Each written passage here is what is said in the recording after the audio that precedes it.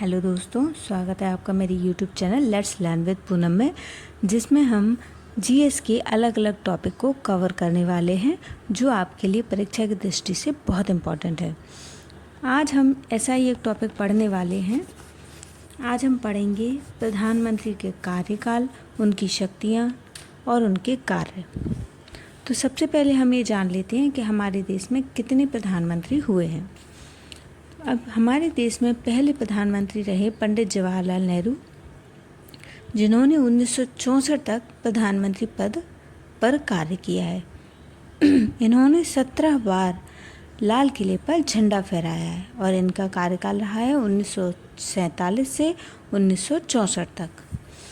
दूसरे प्रधानमंत्री रहे हैं हमारे देश में लाल बहादुर शास्त्री, जिन्होंने 1964 से 1966 तक कार्य किया है। इनकी मृत्यु 11 जनवरी 1966 को ताशकंद में हुई थी। मरणोपरांत उन्हें 1966 में ही भारत रत्न प्रदान किया गया था।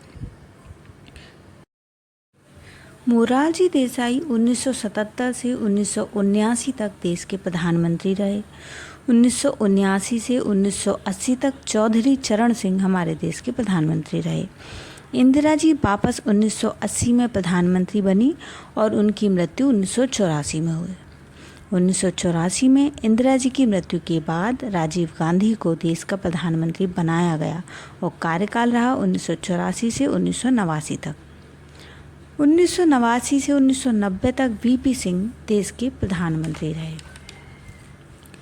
वीपी सिंह के बाद चंद्रशेखर सिंह हमारे देश के प्रधानमंत्री रहे। 1990 से 1991 तक उनका कार्यकाल रहा। पीवी नरसिम्हा राव 1991 से 1996 तक हमारे देश के प्रधानमंत्री रहे। 1996 में अटल बिहारी वाजपेयी ने प्रधानमंत्री पद संभाला और महज 13 दिन का उनका कार्यकाल रहा।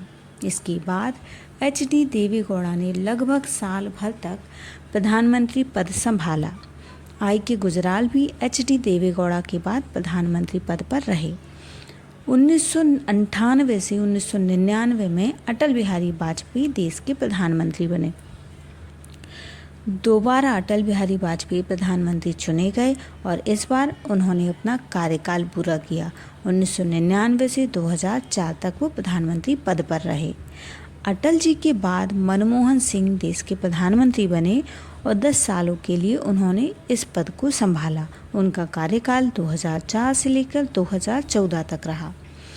2014 से अभी तक नरेंद्र मोदी हमारे देश के प्रधानमंत्री हैं।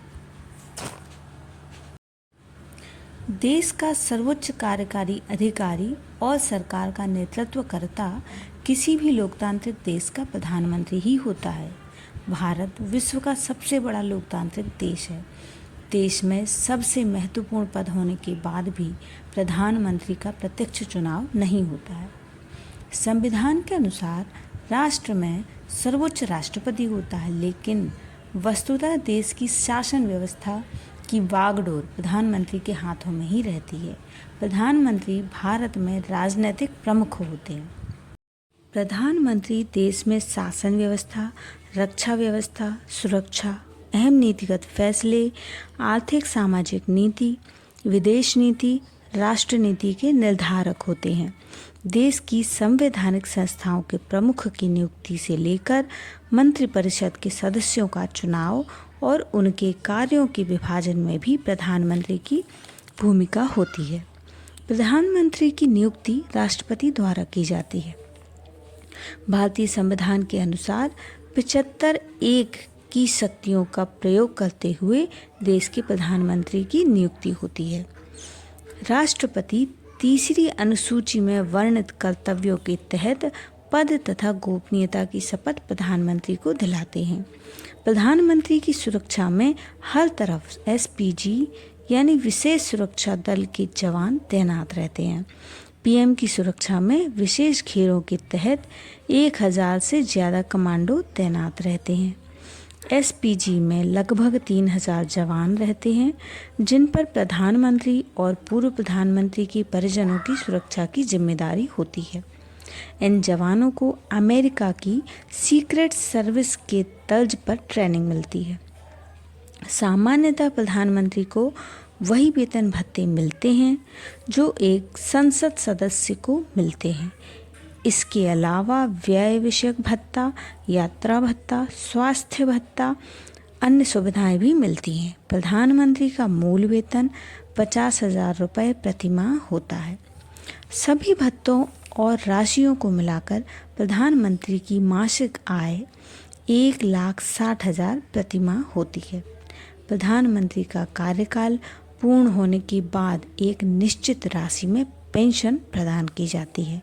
प्रधानमंत्री की नियुक्ति राष्ट्रपति द्वारा की जाती है। इसका पूरा विवरण अनुच्छेद 75(1) में है। प्रधानमंत्री के कर्तव्यों के लिए अनुच्छेद 78 में वर्णन है। प्रधानमंत्री ही देश के राजनीतिक दल का नेता, संसद में बहुमत दल का नेता होता है और मंत्रिपरिषद का गठन भी करता है। पीएम ही मंत्रियों के बीच कार्यों का आवंटन करता है और इस कार्य में उसे पूर्ण स्वतंत्रता होती है।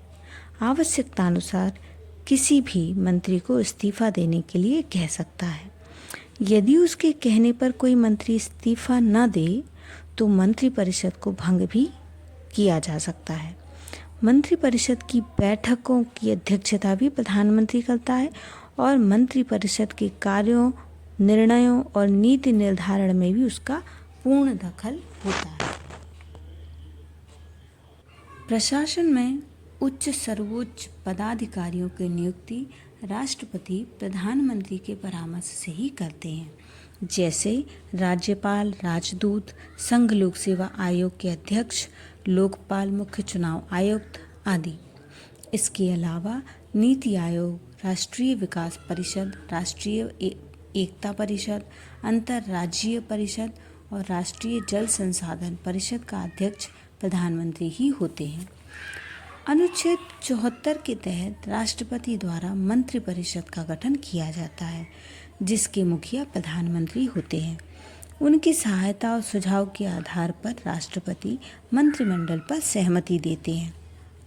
भारत के संविधान में मंत्रिमंडल को कार्यपालिका का दर्जा प्राप्त है तथा प्रधानमंत्री की अध्यक्षता में मंत्रिमंडल के पास भारत सरकार के पूरे प्रशासन की जिम्मेदारी होती है। सभी मंत्री राष्ट्रपति के प्रसार पर्यंत कार्य करते हैं। मंत्रिपरिषद सामूहिक रूप से लोकसभा के लिए उत्तरदायी होता है। मंत्रिपरिषद में मंत्रियों की 3 श्रेणियां होती हैं: कैबिनेट मंत्री, राज्य मंत्री और उपमंत्री। इन सभी मंत्रियों में शीर्ष स्थान में प्रधानमंत्री होता है। प्रधानमंत्री जिन मंत्रालयों को अपने पास रखते हैं वो निम्न हैं: कार्मिक, लोक शिकायत और पेंशन मंत्रालय, परमाणु ऊर्जा विभाग, अंतरिक्ष विभाग, सभी महत्वपूर्ण नीतिगत मुद्दे और अन्य सभी विभाग जो किसी मंत्री को आवंटित नहीं किए गए हैं, वो विभागों का प्रभार प्रधानमंत्री के पास होता है। अब हम जान लेते हैं कि प्रधानमंत्री पदमुक्त कैसे होते हैं। पहला कारण है मृत्यु, दूसरा कारण है त्यागपत्र देने पर, तीसरा कारण है अविश्वास प्रस्ताव। प्रधानमंत्री के खिलाफ यदि अविश्वास प्रस्ताव पारित हो जाता है तो ऐसी स्थिति में प्रधानमंत्री पदमुक्त हो जाते हैं। चौथा कारण है विश्वास प्रस्ताव पारित न होने की स्थिति में भी प्रधानमंत्री अपने पद से मुक्त हो जाते हैं। इस तरीके से दोस्तों हमने इस वीडियो में प्रधानमंत्री पद के कुछ महत्वपूर्ण तथ्यों के बारे में जानकारी प्राप्त की है। तो अगर हमारा ये वीडियो आपको पसंद आए तो हमारे चैनल को लाइक, शेयर और सब्सक्राइब जरूर करिए। धन्यवाद दोस्तों।